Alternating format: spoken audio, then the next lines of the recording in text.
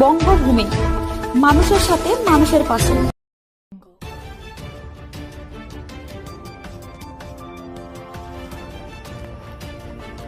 গলায় ফাঁস লাগিয়ে আত্মঘাতী হলো এক যুবক। মৃত যুবকের নাম কৌশিক মেট্টা, বয়স 26 বছর।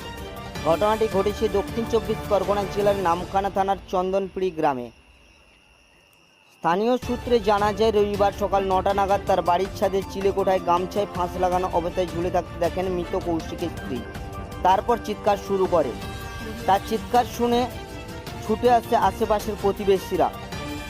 তারপর খবর দেওয়া হয় নামখানা থানায়। নামখানা থানার পুলিশ এসে মৃতদেহকে উদ্ধার করে ময়নাতদন্তের জন্য কাকদ্বীপ মর্গে পাঠায়।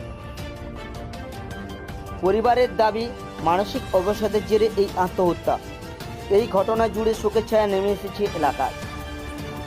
নামখানা থেকে বঙ্গভূমি নিউজ টিম।